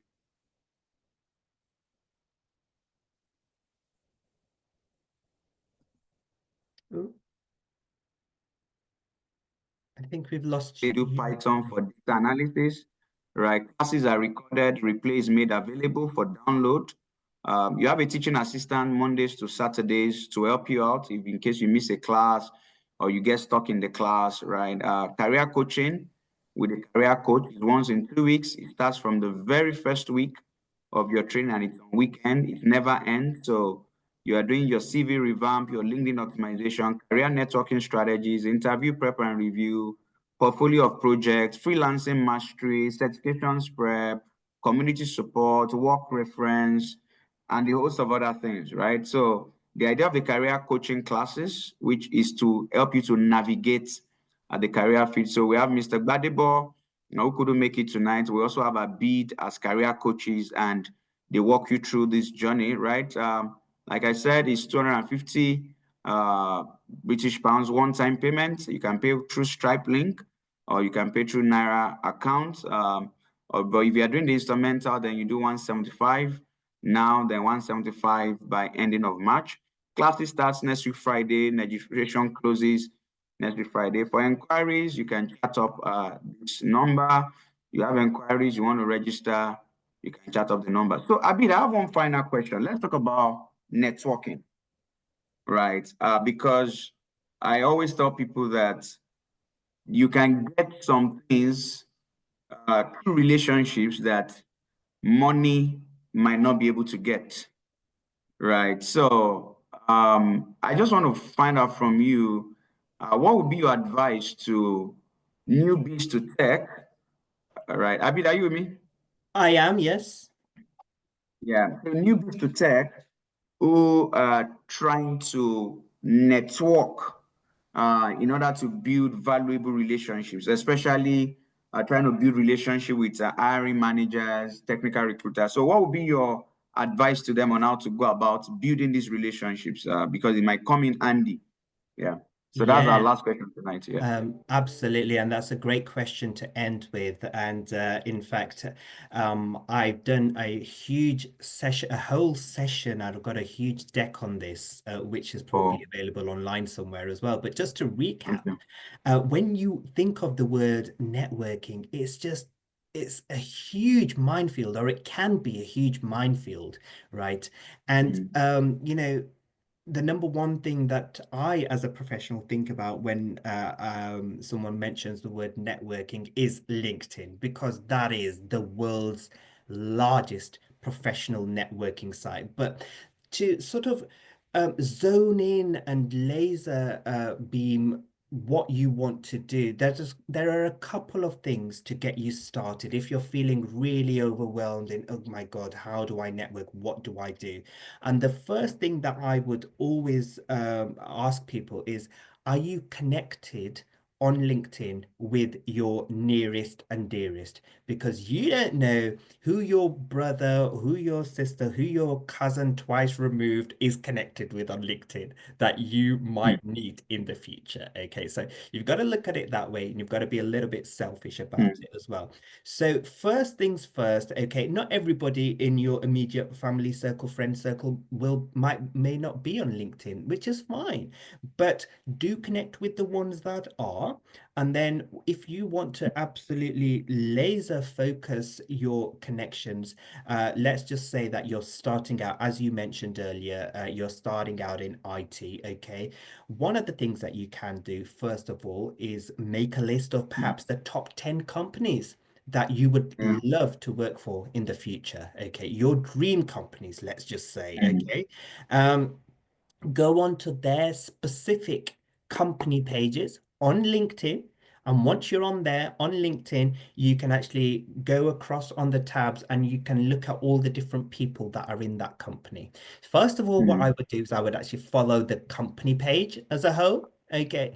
And then I would start to follow some people. And the people that I would follow, the first lot of people that come to mind are, of course, the recruiters, because they're the ones that are going to be telling you, first of all, about the jobs that are available.